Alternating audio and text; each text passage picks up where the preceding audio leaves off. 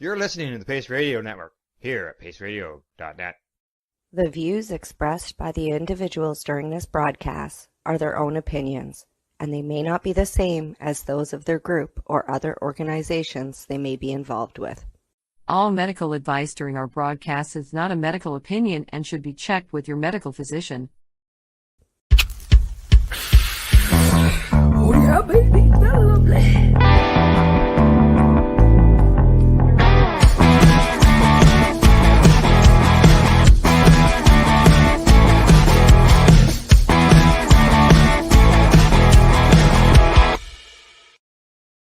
Good morning, it's May the 16th, and welcome to Psychedelics Cannabis Educational News. We're live here at paceradio.net. Good morning, Rev Cindy. How you doing?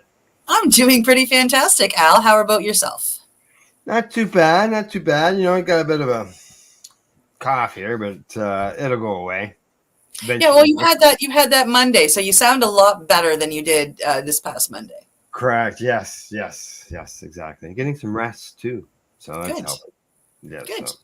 Yeah, just so everybody's wondering, Glenn's off today, but as you see, Rev Cindy is filling in for him, and we've got a few stories of cannabis and psychedelics that we're going to cover today. So why don't we just get straight to her, Cindy? Sounds good. All right, this one's up. First story is coming to us from StratCan. Cannabis stores in Ontario sold nearly $2 billion worth of cannabis in 2023. Cannabis stores in Ontario sold nearly $2 billion worth of cannabis in 2023 to more than 10 million people, a 12% increase in sales from the previous year. This was equivalent of 338 million grams of cannabis, a 23% increase from the prior year. Ontario added 80 new licensed cannabis stores in this time period. The province authorized 276 new stores, a decrease from 497 added in 2022.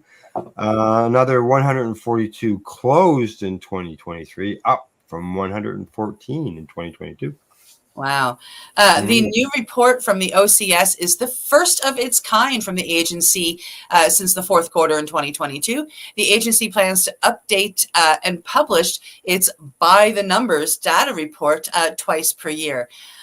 As the largest wholesale distributor of legal cannabis in the world, the OCS is proud to deliver comprehensive data aimed at informing Ontarians and supporting industry partners as we enable Canada's largest and most vibrant cannabis marketplace. And this is by David Lobo, who is the president and CEO of the OCS. Total cannabis sales in 2023 through authorized cannabis stores in Ontario were $1,941,213,130. The OCS shipped 94,507,896 units to some 1,700 privately owned stores from its distribution center in Guelph. That's a 26% increase from 2022. The average wholesale price of dried cannabis flower was $4.05 a gram, not including HST. As of December the 31st, 2023, there were 3,983 total active products SKUs listed by the OCS. Okay, I just while you were reading, I went back and I did the math. So it was nearly $2 billion for 338 million grams, which works out to be $5.92 average per gram, according to the math. Oh, okay, because they're saying $4.05 here in the article. Yeah, I did the actual math. So maybe it's like where it's nearly $2 billion, you know. Right. The actual numbers. Dried flowers and pre-rolls were the bulk of the SKUs, 28% for dried flower and 21% of them for the pre-rolls, followed by concentrates, which includes infused pre-rolls. That's how the legal market runs infused pre-rolls. They go onto the concentrate side. So all concentrates are about 50%. Vapes there's 14% of the SKUs are vapes, 10% are edibles, 5% are extracts, which is ingestible oils or tablets. It's kind of like concentrates. Beverages were at 5%, and then there's 2% of the SKUs are topical. So very few topicals out there. I don't understand, Cindy. I can't understand why recreational topicals wouldn't have a higher number. Gee, I'm gonna put this on my elbow for fun. I like this facial scrub. I really enjoy this. This is a great Saturday night. Woo! The wholesale price of all cannabis flower, including pre-rolls, dropped compared to 2022, except for 7-gram SKUs, which increased slightly. But I have to agree with that. Dried flower prices in the legal market, recreational market, have come down a lot. On average, they were $8 to $9 when they first opened, $4 to $5. On average, there are still some $9 and $10 grams out there. Sure. Oh yeah. But we have that in the medical side too. So yeah, they say about 1/5, 20% of Ontarians say they consume cannabis on a regular basis, with 27% indicating they consume occasionally. More than half report purchasing cannabis only from legal stores, while 39% report purchasing from legal and illegal sources. Just 7% say they only buy from illegal sources. Nearly 3/4 of the Ontarians say legalizing cannabis has been good for Canada, and there were 9 product recalls for cannabis in Ontario in 2023 compared to 6 in 2022 and 10 in 2021. So there you go. Some big numbers, that's legal sales. That doesn't include the illegal sales or the Indigenous sales. Yes, which for the purposes of that article, I think they put the Indigenous sales under the illegal, right? I mean, anything that's not under the OCS is they may consider it illegal. Yeah. But I mean, I find it like there are a lot of people. I mean, and not a lot of people are going to admit that they when they've got the government calling them or what they perceive as the government calling them and asking them about, hey, where do you buy your weed? They're going to be legally. Yeah. I'm not going to tell my buddy down the street. All righty, you ready? On to the next story. Absolutely. Coming to us from neuroscience, psilocybin shows promise in anorexia treatment. Nice. Here's a quick summary. They say a new study highlights the potential of psilocybin found in magic mushrooms as its treatment for anorexia nervosa, a psychiatric disorder with one of the highest mortality rates. The research demonstrated that psilocybin enhances cognitive flexibility and body weight maintenance in an animal model of AN. The study uncovered a specific brain mechanism by which psilocybin could alleviate rigid thought patterns associated with AN, suggesting a new direction for therapeutic strategies beyond traditional antidepressants, which are often ineffective in underweight anorexia patients. This breakthrough could lead to more effective target treatments for the cognitive symptoms of anorexia. And there are some key facts listed here. Psilocybin improved both cognitive flexibility and body weight maintenance in a female rat model that had anorexia. Number 2 was the study identified a specific brain mechanism through which psilocybin affects anorexia thinking, potentially opening the door for targeted therapies.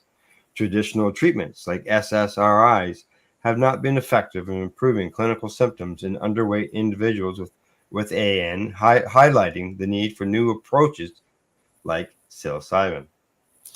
Yeah, and the source is Monash University. Characterized by pathological weight loss driven by restrictive feeding and excessive exercise behaviors, anorexia nervosa has one of the highest mortality rates of any psychiatric disease. Some small clinical trials have shown that psilocybin, the active ingredient in magic mushrooms, may be a potential treatment for anorexia. The condition is characterized by cognitive inflexibility or rigid thinking, and there is evidence that psilocybin acts to increase this flexibility. However, crucial to the use of the medicine as a recognized treatment for anorexia is the need to understand how psilocybin actually works in the brain. Now, a study led by Dr. Claire Foldy found the Monash University Biomedicine Discovery Institute and published in the journal Molecular Psychiatry, has studied psilocybin in an animal model of anorexia, revealing that it improves body weight maintenance in female rats and facilitates cognitive, I'll never get that word out right, flexibility. Well, you said it perfectly. Immortality.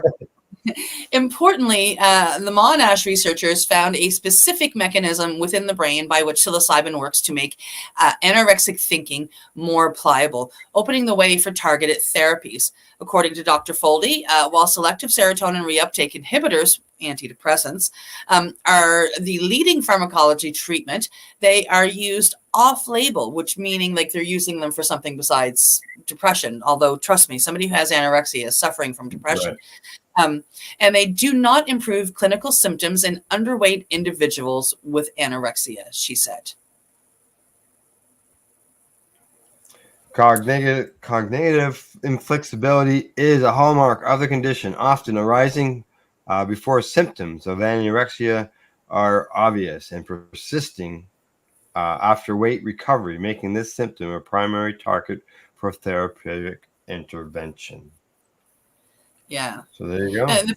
The basic abstract says psilocybin has shown promise for alleviating symptoms of depression and is currently in clinical trials for the treatment of anorexia, a condition that is characterized by persistent cognitive inflexibility. And considering that enhanced cognitive flexibility after psilocybin treatment is reported to occur in individuals with depression, it is plausible that psilocybin could improve symptoms of AN by breaking down cognitive inflexibility.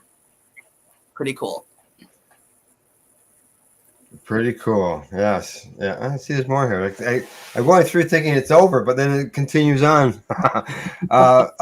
Mechanistic understanding of the actions of psilocybin is required to tailor the clinical application of psilocybin to individuals most likely to respond with positive outcomes. This only can be achieved using incisive neurobiological approaches in animal models. Here we use the activity-based anorexia rat model and comprehensively assess aspects of reinforcement learning to show that psilocybin, posed accurately, improves body weight maintenance in female rats and facilitates cognitive flexibility, specifically via improved adaptation to the initial reversal of a reward contingencies. And further, we reveal the involvement of signaling through the serotonin, which is the 5-HT1A and the 5-HT2A receptor subtypes in specific aspects of learning, demonstrating that the serotonin 1A negates the cognitive enhancing effect of psilocybin. Moreover, we show that psilocybin elicits a transient increase and decrease in cortical transcription of the receptors, and further reduction of the abundance of HTR2A transcripts in rats exposed to the ABA model. Together, these findings support the hypothesis that psilocybin could Never seen that word before.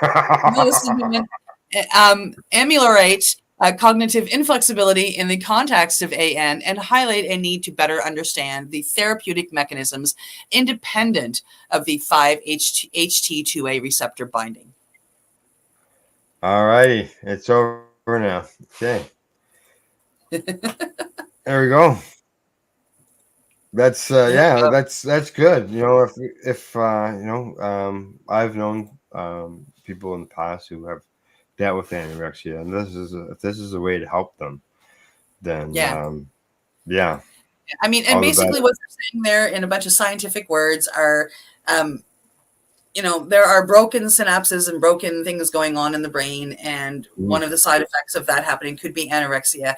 And if they can fix that, which psilocybin does very, very well, they can get people thinking about food correctly, and that would be a beautiful thing. Yeah. We got a comment from the Glass Girl. She says, crazy that they can't use human subjects for these studies. Yeah, it's the way that science, legal science goes. They do it with mice or rats, and then once they can prove it that way, they will start a double-blind study with humans Right. willing to do it. Yeah. Yeah, because they got some similarities to humans. Yep. Yeah. Yeah. All right. All right. On to the next story. Pardon me. What? Coming to us from MJ Biz Daily. The average THC potency of illicit marijuana, cannabis, flower is 16%, the DEA says. The average THC potency of illicit cannabis flower in the United States is 16%, according to the DEA. That's well below the THC levels seen in the commercial cannabis stores, where accusations of THC potency inflation have been circulating for years. It's not only happening there, it's happening here. Happening everywhere. Citing data from the University of Mississippi's Cannabis Monitoring Program, which tests seized illicit cannabis submitted for analysis by the DEA, as well as state and local law enforcement, the DEA noted a decades-long sharp and steady increase in cannabis potency that's accelerated in recent years. The 16% potency is an increase of 29% from 2021, according to the DEA. Yeah, the agency reports the potency of the THC in leafy cannabis is at an all-time high, increasing the potential risk of negative effects on users of any form of the drug and on children who may consume edibles made with these substances. Sources of seized marijuana include illegal grows operated by transnational criminal organizations, including Mexican drug cartels, as well as Asian drug trafficking organizations that hide behind state cannabis laws, the DEA noted. Yeah, high-profile examples include nearly 28 tons of cannabis shipped from an Oklahoma grow facility licensed by Oklahoma Medical Cannabis Authority, the report found. What's behind the rise in potency? There's no clear answer as to why illicit cannabis would be significantly weaker than cannabis sold in the regulated stores that bemoan unlicensed competition. Well, that's an average 16%, right? Did that include some really low, like CBD strains, so on and so I would forth? think, right? They're like, I've been confused for this story because they're like, oh, it's so high, 16%. And I'm kind of like, okay. Yeah, exactly. So there's no clear answer to why illicit cannabis would be significantly weaker than cannabis sold on the regulated stores that bemoan unlicensed competition. One theory is that THC percentage of lab-tested commercial cannabis has been grossly inflated as a result of market pressures. On the aggregate, cost-conscious consumers gravitate towards cannabis flower with the most THC, even though, as many experts stress, that's not a reliable indicator of quality. As a result, producers are keen to find the lab that will return favorable results, according to the theory. And labs wishing to retain cannabis or retain business are pressured to return high results. One study of Colorado commercial cannabis found flower THC potency inflated by 23% to 35%. And in California, average THC potency decreased by 7% in the first 3 months of 2024 after a change in the state law governing how labs test for THC. Yeah, and we have a problem right here in Ontario where the OCS is now doing randomized testing to check to see if the potency is equivalent to what's allowed by law. Yeah. Well, one of the LPs just had a recall because they had the wrong. We reported on it on Monday. Had the wrong percentage on there, and and they're just going to destroy that. It's not going to get relabeled and resold. So, all righty. On to our last story before we go to break. Coming to us from StratCan, Alberta makes changes to retail secure storage, simulated or actual mixing of cannabis, and more. Yeah, I was curious what this was all about. New cannabis stores in Alberta may have a chance to save money on their secure storage rooms after recently announced regulatory changes from the AGLC. The changes were part of a handful announced by Alberta Gaming, Liquor and Cannabis on May the 10th. Retailers can also now use samples from producers in sensory containers in store, along with changes to record keeping for such sensory displays. The AGLC also removed a section of their provincial rules that had previously prohibited the simulated act of mixing cannabis in retail stores. The last piece is a reference to a section from the Provincial Retail Cannabis Handbook that had previously prohibited the simulated or actual mixing, application, or consumption of cannabis with other ingredients or substances. A request from clarification was made to the AGLC on May 13th. No reply was available as of press time. Oh, that's too bad. This section was removed from concerns what kinds of activities are permitted in cannabis stores. Previously, there were more restrictions on what types of activities can occur within a cannabis store other than the sale of cannabis.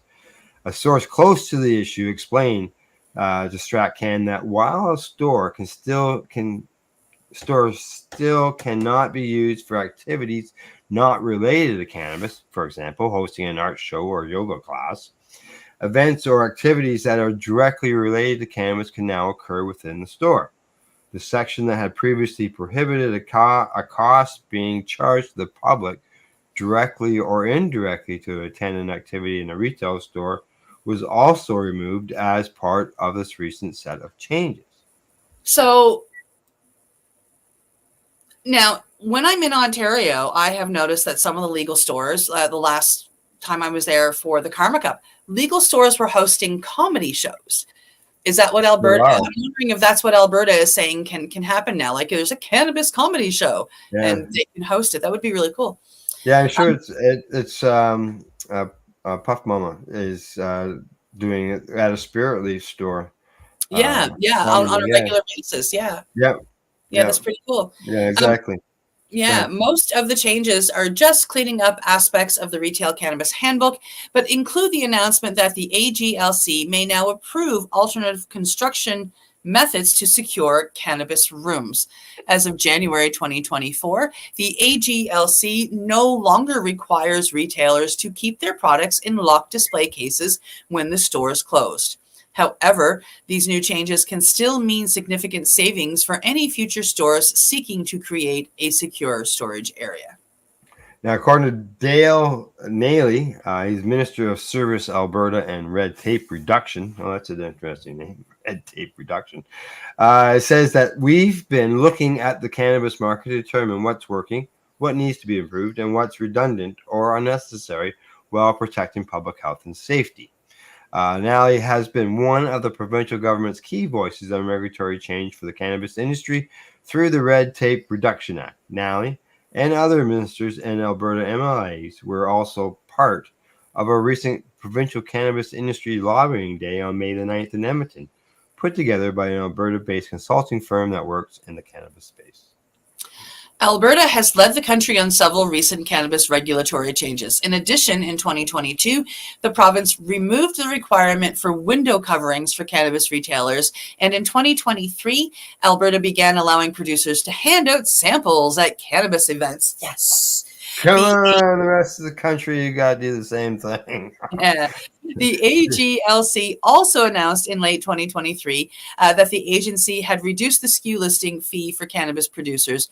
Previously at $1,500, they reduced the cost to list a new SKU to sell in the Alberta market is now $250, which is a beautiful decrease. Oh, that's a huge decrease. Yeah, I guess that's paying for them to do it. All right, there we go.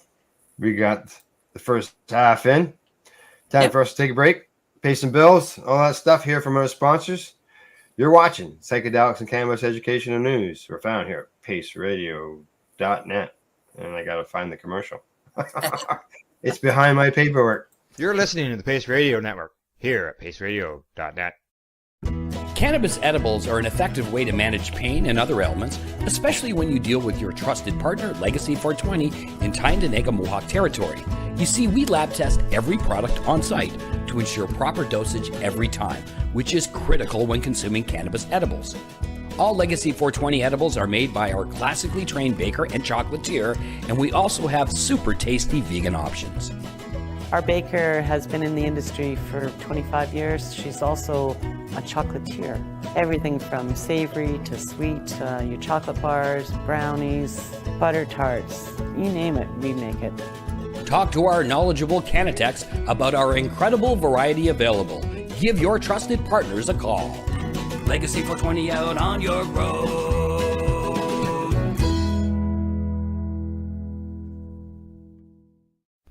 In February of 2022, the Victoria Cannabis Buyers Club and Ted Smith were fined $6.5 million. This for helping 8,500 patients with access to medical cannabis. In our interview with Ted, he spoke to us about how people can donate to help in an upcoming court challenge. And here is part of that interview. From what I've seen lately, I believe that you've got something that you're trying to do as far as fundraising to deal with this next court challenge. For now, people can write checks directly to Jack Lloyd Law Corporation or send e-transfers to save the VCBC at gmail.com. I guess those are the two easiest ways for people to help right now. PACE Radio is the People Advocating Cannabis Education Radio Network. Limestone City Hydroponics is Kingston, Ontario's hydroponics shop. Take your growing to the next level and create the optimal environment with a tent kit, or maximize your yield with an ebb and flow flood table kit. Either way, Limestone City Hydroponics has more sizes and options to fit your needs. Are you looking for the power of the sun that adapts to your budget? Then look no further, as they have professional grow lighting. They have indoor grow systems that are easy and cost effective, with many options to fit your living space and lifestyle. Cultivate your growing potential. We have everything you need to succeed. And if you can't make it to the store, they offer local delivery to the greater Kingston area. Remember, when you're looking for experts to help you grow, then look no further than the locally owned Limestone City Hydroponics, 105 Sunderland Drive in Kingston, Ontario. Call them at 613-548-0420. Enjoy the buzz of legalization with Campbellford Lifestyle Shop. From lights to plant nutrients, books, consumption accessories, and more. We've got all your basics to grow or consume cannabis. Visit our info center or take a look at our piercing services and body jewelry, now available in-store through Campbellford Lifestyle Shop, 17 Bridge Street West, Campbellford. We are People Advocating Cannabis Education here at paceradio.net. We're back from a medication break, and we got about 1, 2, 3, 4 more stories to bring to everybody. Hey, there we go. First one's up. Coming to us from Cannabis Now, Weed Plus, the healing mystique of magic mushrooms. Interesting. The winter sun was beating down through the open windows of my older sister's Porsche as we cruised down Pico Boulevard towards the beach, bumper to bumper with other cars in the westward traffic of a warm Sunday afternoon in Los Angeles. Sounds nice.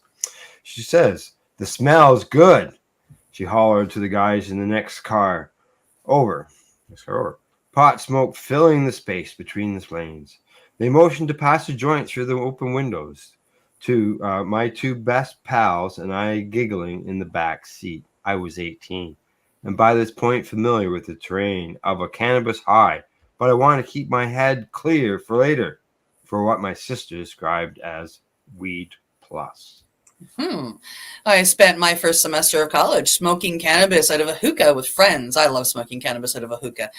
My nights ablaze as one does in Berkeley. In the daytime, I burrow into a pile of books about psychedelic counterculture for an upcoming research paper. I had become obsessed with Aldous Huxley's The Door of Perception, as if I'd read the guidebook to Paris before a trip.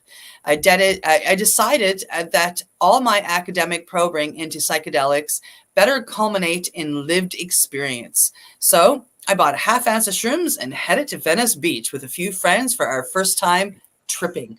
My older sister, a dedicated stoner and a cannabis attorney of 14 years, and a cannabis attorney 14 years my senior, along with a family friend who is a medical cannabis doctor and a seasoned psychonaut, were there to guide us in case things got too weird. And unlike acid, which I still hadn't tried at that point, mushrooms felt like the next level up from cannabis. That is weed plus, in the words of my sister. The psychedelic experience or trip would be longer than a regular cannabis high, but shorter than 12 hours of LSD. After that first time tripping, I soon learned that, for me, mushrooms and cannabis bring on similar visuals of swirling floral patterns and paisleys in pink Technicolor palettes. Oh. Wow. My first time taking mushrooms was easily one of the best, most significant days of my life. Playful, exploratory, spiritual. I felt like I was reborn, discovering the world and its wonders for the first time. The shrooms had turned down the volume on the anxiety that defined my day-to-day and turned up the volume on my appreciation for life. For the first time, the phrase, "be here now," meant something to me on an embedded level. But like Ram Dass, who ventured to India after coming up and down on countless psychiatric trips during his tenure as a psychiatry professor at Harvard in the 1960s, I too wondered why it seemed I needed mushrooms to feel the way I did. I asked myself, would I be able to get there on my own one day? It's a common adage that one can accomplish the same degree of healing in a single psychedelic trip that might otherwise require years of therapy. By the same token, in the psychedelic community, it's often said that the journey is the medicine. In other words, such as in the case of mushrooms, it's not just the psilocybin, the main part of the plant that spurs neurological reset. It's the experience of the trip itself. This can come with the insights, challenges, and joys that can consequently foster lessons and memories that nourish the soul and last a lifetime. Science can only attempt to describe this alternative headspace. Absolutely. Many well-known research institutions such as Johns Hopkins and UCLA are exploring how psilocybin is being used for mental health treatments and can occasion a mystical experience defined by scale scores of 7 criteria. What scientists are finding is that the degree to which the patient undergoes a mystical experience often correlates to the degree of healing they experience for whatever condition they are treating, be it anxiety, depression, or something else. When you optimally screen, facilitate, and integrate these psychedelic experiences, you can almost reliably facilitate a mystical level kind of encounter, which may be predictive of positive therapeutic outcomes. And that is said by Dr. Charles Grobe, who is a psychedelic researcher and UCLA professor of psychiatry and behavioral sciences. To put it bluntly, the promise of psychedelic therapy is forcing researchers to grapple with notions of God or mysticism that have otherwise been absent from Western science and medicine. Indigenous cultures, on the other hand, are well known for structure and spiritual medicinal approaches and traditions that incorporate psychedelic plant medicine such as ayahuasca, magic mushrooms, or peyote. Grob notes that clinicians have much to learn from indigenous practices, which were entirely dependent on a harmonious relationship with the world of nature for shelter, for food, for continuality, and for social groups. Yeah, he goes on to say that the psychedelic experience may be symbolic of a death and rebirth ritual. This could be thanks to the experience of ego death, a psychedelic-induced dampening of the brain's default mode network, the DMN, where ego resides. Ego death, or ego dissolution, can act as a reset for the DMN, helping to rewire thought patterns that were otherwise constrained by the ego, and facilitating an increase in personality traits like openness or empathy. In breaking out of old thought patterns, a person who experiences ego death may also obtain a degree of healing from habits that previously kept them in a loop, particularly in addiction. Turning down the volume on the ego can also help, engender a sense of oneness with the surrounding world, people, or nature. Grove says, the ego is looking after us. There's good reason to be compassionate towards the ego. It's trying to do its best, but it's not useful, and it overshoots in what it does and disconnects us. What psychedelics do is turn down the defenses. The ego defenses can manifest in addictions such as eating disorders, compulsions, and obsessions. They're all a maladaptive defense response to adversity, says Dr. Robin Carhart Harris, head of the Center of Psychedelic Research at Imperial College London. Through psychedelic therapy, Grob says, we can engineer a context in which it's safe to let the ego go off duty and allow us to be vulnerable in a caring, nurturing environment. It's about going backwards to go forward, he said, being vulnerable to be stronger, more flexible, and more capacious. Finding the right setting for a psychedelic experience is up to the beholder. It could be in a therapist's office, a spiritual ceremony, with friends at a music concert, or decidingly alone in the woods. Once that ideal setting is found, one can relax and focus his or her mindset on whatever kind of healing or intention they set out to explore with the help of psychedelic medicine. Even back in the 60s, Grove says pioneer researchers found that those who had a mystical level experience had improved quality of life. With psilocybin in particular, he says, the replicability and degree to which the trip might happen and the depth is more apparent than perhaps from other psychedelics such as LSD, because the 6 to 8 hour trip is easier to control than something that could otherwise be twice as long. Mm-hmm. Despite the growing amount of research, psychedelic scientists have yet to fully comprehend how substances such as psilocybin work in the brain. Psilocybin definitely stimulates the serotonin 2A receptor in the brain and can occasion ego death by dampening the default mode network. Even so, the compound remains a bit of a mystery. That said, there's mounting evidence that psilocybin, much like cannabis, can facilitate healing from a variety of mental health conditions, including anxiety, depression, addiction, and eating disorders, among many others. It can also increase the personality trait of openness, allowing the afflicted to become more amenable to new patterns or solutions, and enhancing general well-being for those who are otherwise already well. While people who use cannabis medicinally can get a great deal of relief from chronic pain or mood disturbances, Grobe says it's more of a lifestyle drug. The effects of cannabis can dwarfed in comparison with the potential that psilocybin or LSD might have in invoking a powerful altered state of consciousness that allows individuals to see themselves and the world around them and their lives in a novel manner, he says. In other words, psilocybin offers more bang for your buck if you compare it to regular cannabis use. Around the peak of that Venice Beach mushroom trip so long ago, my friends and I decided to venture out of our apartment and head to the ocean. As the sun set and the temp started to cool, the winds picked up. I'm shivering, but it's not me, I said through chattering teeth. I looked down at my hands with curiosity, flipping my palm over and under, upside and down, as if it were somebody else's hand.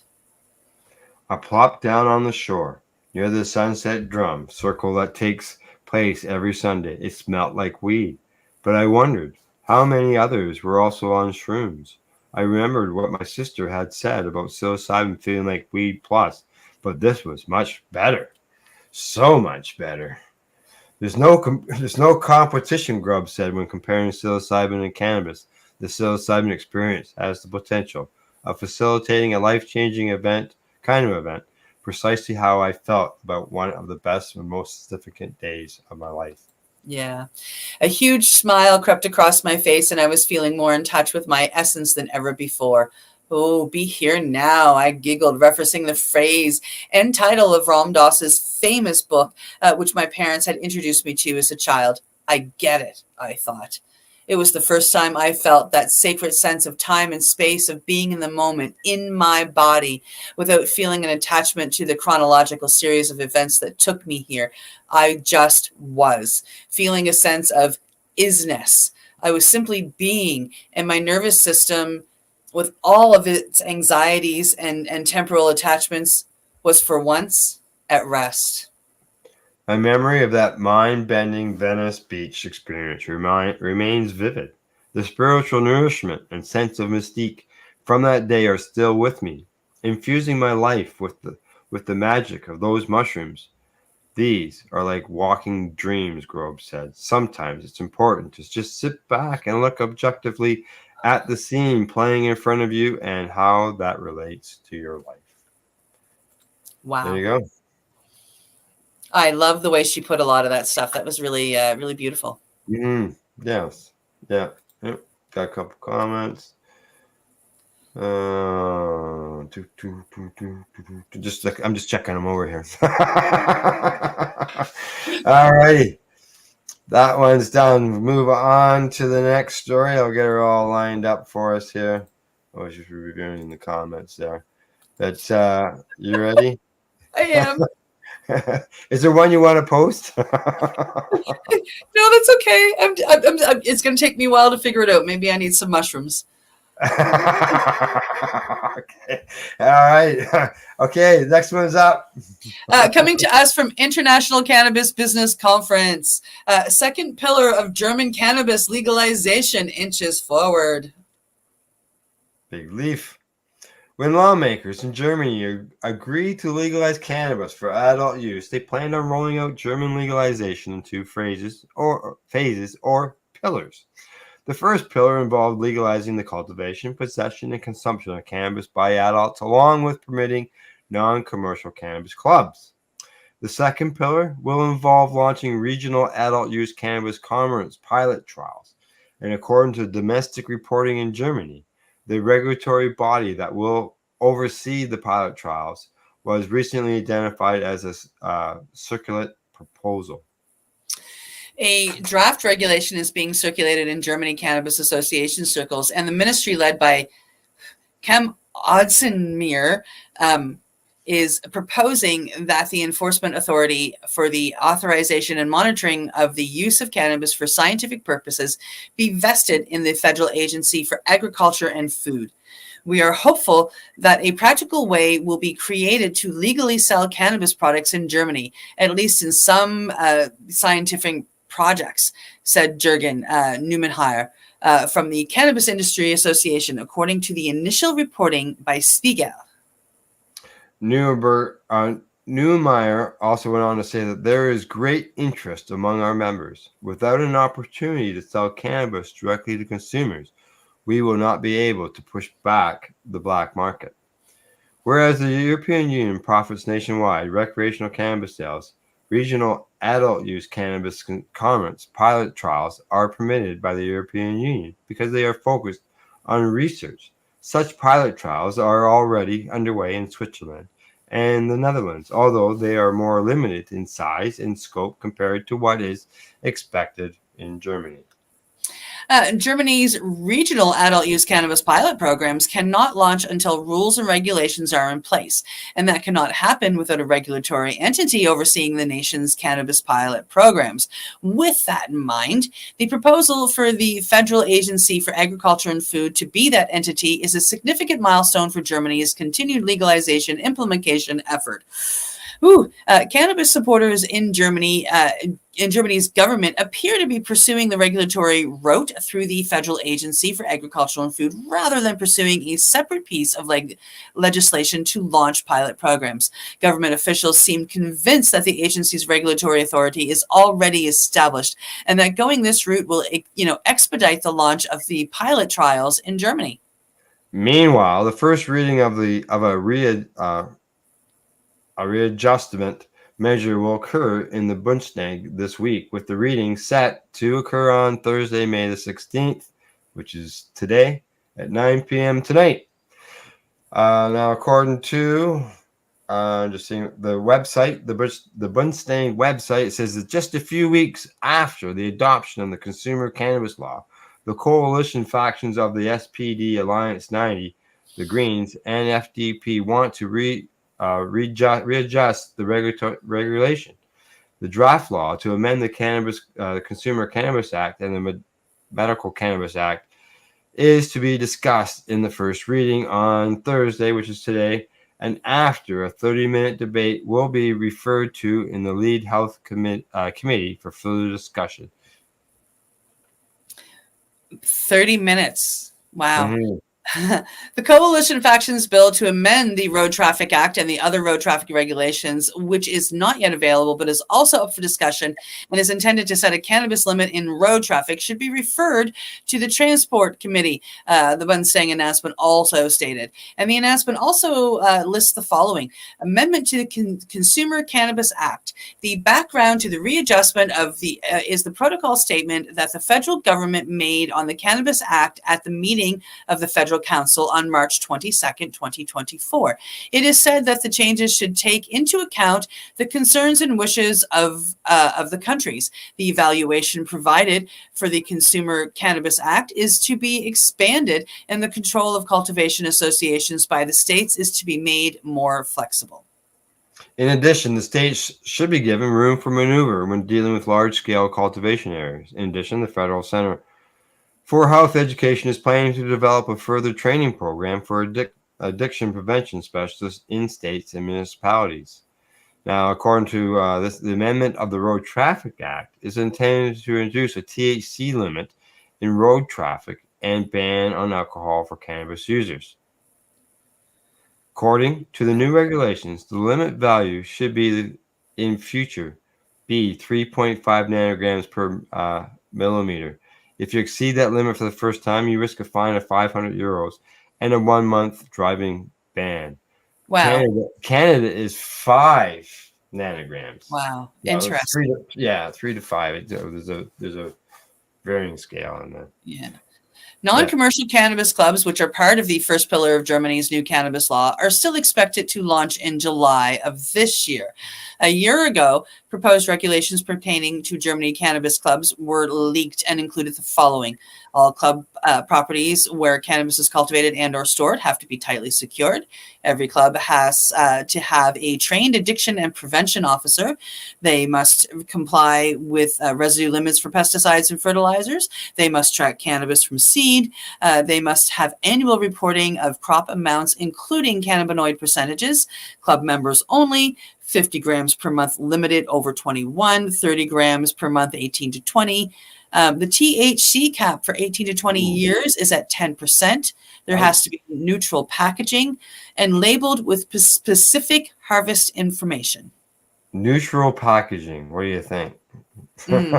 In addition to club provisions, items pertaining to individual use were also reportedly included in the previous leaked draft. Consumption would be prohibited within a radius of 250 meters from schools, daycare centers, playgrounds, and youth facilities or sports facilities, according to the leaked draft regulations. Also, consumption should also not be permitted in pedestrian zones between 7 and 8 p.m. Geez, 250 meter radius from schools. That's about 750 feet. So you're a little more than an eighth of a mile. Because I'm still in the mileage end of things. So that's a pretty big circle. I'd hate to live near something like that would restrict you. So crazy. Oh, it is. Yes, exactly. All right. Next story. She's up, ready to go. Coming to us from cannabis.net. Whoever legalizes cannabis wins the presidency. Democrats file bill to legalize cannabis, but Republicans balk. Now what? Cannabis.net covered how voters are looking at cannabis legalization as a key element of who they vote for in a new story titled "I Vote with My Bong." Data shows voters are more interested in cannabis politics than party lines, when it comes to the Great Green Plant. Both political parties are starting to take a notice as poll numbers tighten up heading into November. Senate Democrats have reintroduced expansive legislation aimed at legalizing cannabis at the federal level. This marks a significant policy departure backed by broad public support. However, this year's passage seems improbable given the upcoming November elections and the current state of divided government.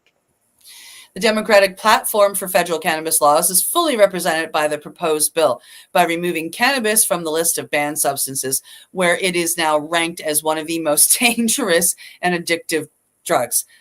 Its main goal is to end federal restriction on the medicine. The legislation's main feature include creating a new legal framework for cannabis, imposing taxes on the expanding cannabis businesses, expunging certain federal cannabis-related offenses from people's criminal histories, increasing research on the health effects of cannabis, and allocating federal funds to support people and communities harmed by the war on drugs. The initiative, initially introduced in 2022, was spearheaded by Senators Chuck Schumer of New York, serving as a majority leader, Ron Wyden of Oregon, chairing the Financial Security, and Cory Booker of New Jersey. Additionally, 15 other Senate Democrats have lent their support as co-sponsors.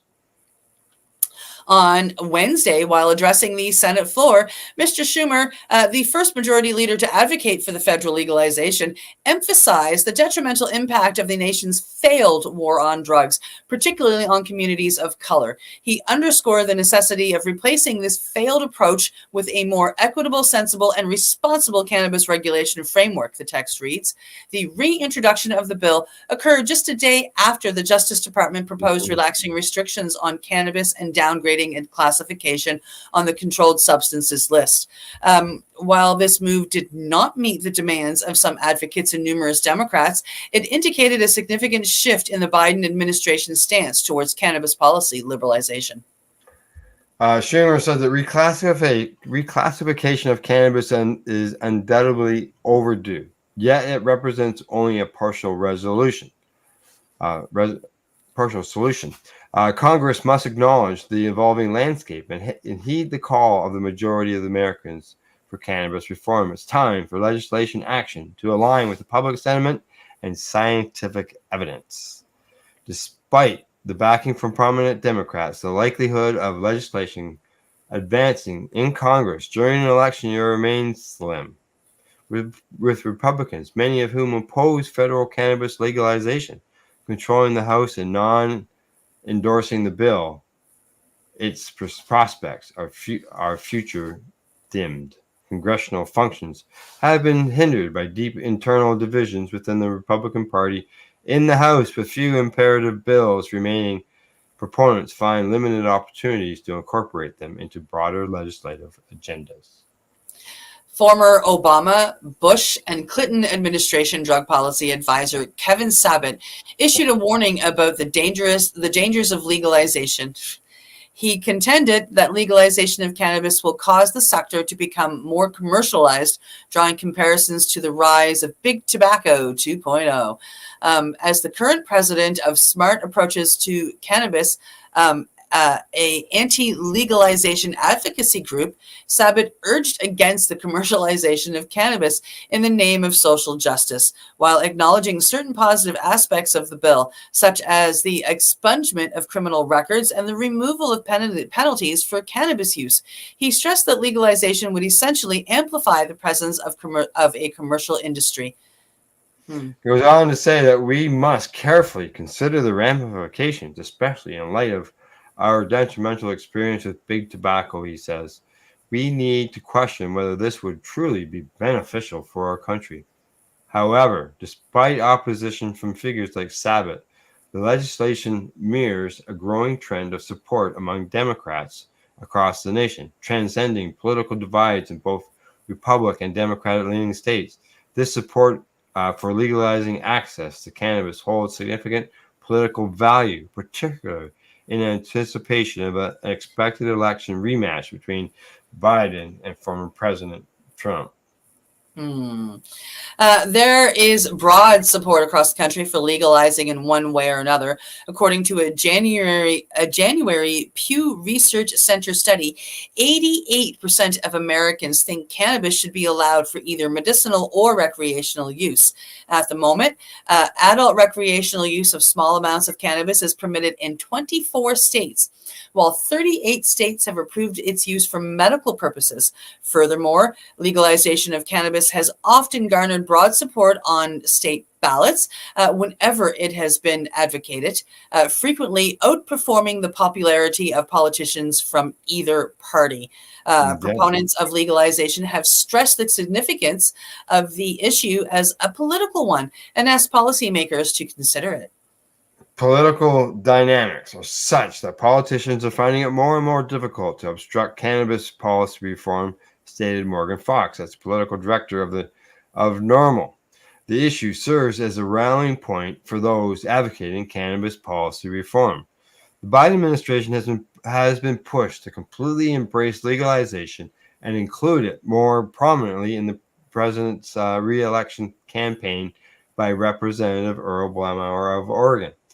He's a well-known proponent of cannabis legalization in Congress. According to Blumenauer, the president should be able to better connect with young people on this topic.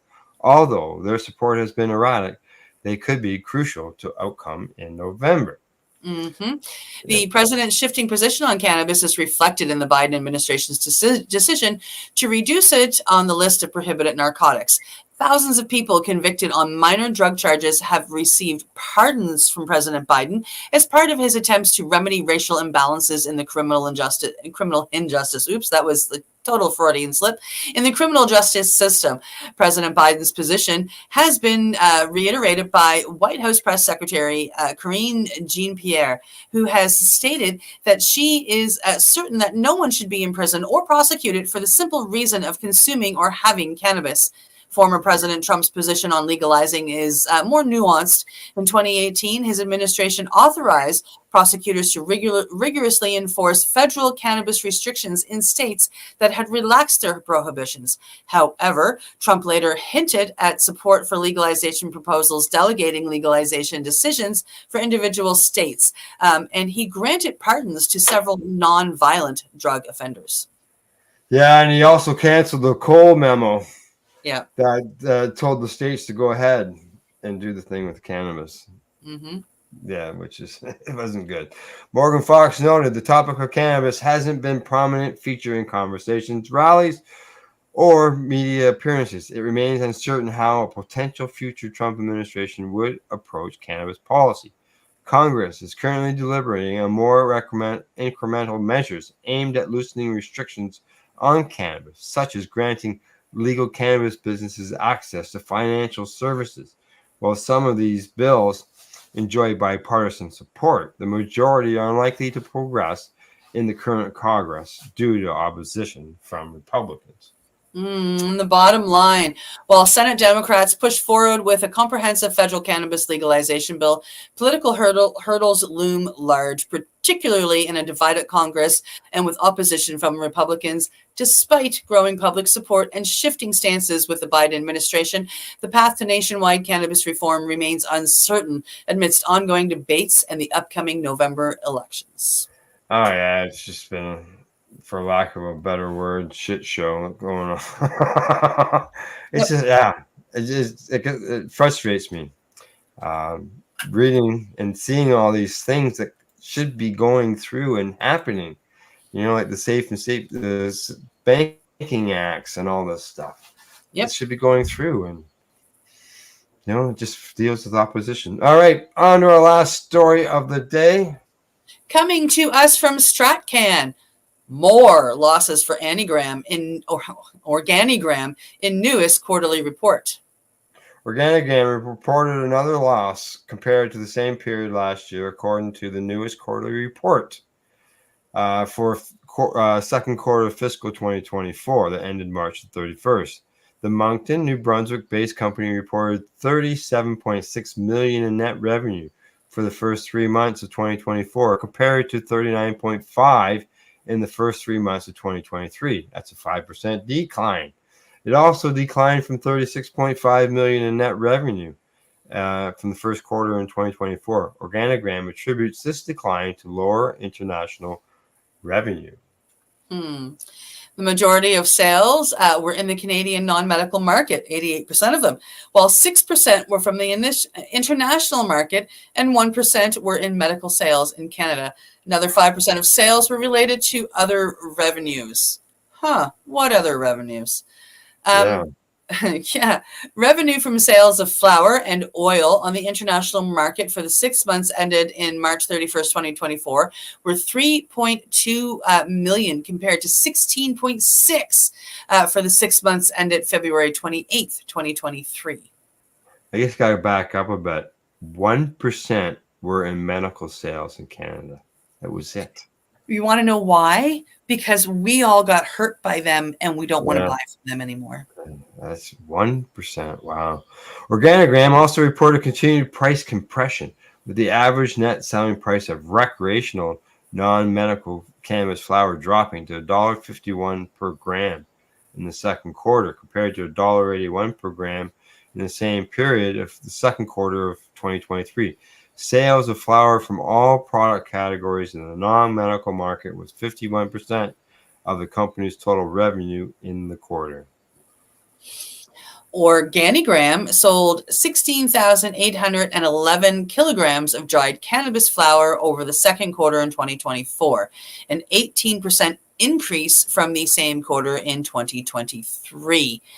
Net loss for the second quarter 2024 was $27.1 million, a 26.2% increase from the $7.5 million loss in the same quarter in 2023, which the company blames on lower unrealized gain on changes in the fair value of biological assets and change in fair value of derivative liabilities. That is also an increase compared to the first quarter of 2024 loss of $15.8 million. Oh, it's just crazy. Adjusted EBITDA for the second quarter of 2024 was a negative $1 million compared to 5.6 in the second quarter of 2023, which the company blames on lower international sales compared to the second quarter of 2023. Now, Greg Guyette, he's the chief financial officer there. He says, our higher international sales in the second quarter of 2023 resulted in a comparatively lower adjusted gross margin rate in the second quarter of 2024. However, we are expecting international revenue to continue along the growth trajectory, and we have been seeing over the last 2 quarters, while lower cultivation costs, which we achieved beginning in the second quarter of 2024, begin to flow through to our income statement in the third quarter of 2024. As we head into the second half of our fiscal year, we are on track to deliver full year adjusted EBITDAs that will exceed that of fiscal 2023 and positive cash flow from operations before working capital changes. Organigram completed its first bulk dried flower shipment to the German medical market in January of this year. The company also completed its first flower shipment to 4C Labs for distribution in the UK. In March, Organigram submitted a voluntary response to the Israeli government's claims of product dumping from Canadian cannabis companies. Organigram maintains that it has not engaged in these practices. Organigram submitted its EU GMP certification application for its Moncton facility in the first quarter of 2024 and expects to enter into an adult phase by the end of this fiscal year. The company says it does not anticipate significant loss for non-performance except potentially from outstanding receivables from one of its international customers, which is not named. In a call discussing the results, Organigram CEO Benna Goldenberg said, We signed 2 new supply agreements with medical cannabis suppliers in Australia and the UK, all while exploring additional opportunities and entirely new markets for Organigram. Our international revenue saw a significant decline versus the second quarter of the fiscal 2023, driven by a large reduction in sales to Israel as we await payment of an outstanding receivable. We are working with our Israeli customer on a payment plan and are optimistic that we will resume shipments to Israel in due course. That said, we are very encouraged by our return to international sales growth over the last 3 quarters, supported by our new international customers. In March of 2024, Organigram again received notification from Health Canada that its edible extract lozenges sold as jolts are an edible, not an extract, and are subject to the 10 milligram THC limit for cannabis edibles rather than the 1,000 milligram THC limit for extracts. Yeah, and in April, Organigram announced that the popular milled dry flower brand Shred has reached more than $200 million in annual retail sales. So that Shred product, is it already ground up, doesn't it? Is it sort of like, you get a bag of tobacco? I'm gonna like, I mean, I've not heard of the flower brand Shred, so I would have to do some looking into that. But it sounds like it's pre-milled. It's already ground up already. That would help beneficial to some people dealing with arthritic, but yeah, again, these are recreational stores, right? Yes. So, all righty, that's it. We got them all done. We got them. We went a little long, but we got them. That's okay. All right. Anything else before I sign us off? No, I think we're good. We aren't here Monday, so I'll see everybody Tuesday. That's right. Monday, we're off. It's a holiday here. It's May 2-4 weekend. The first season of party time, as some people like to say. It's coming. So, that's right. All right. So our next news broadcast will be next Thursday with Glenn and I. Other than that, from the Legacy420.com news desk, that's the news for today. We hope you found it educational and informative.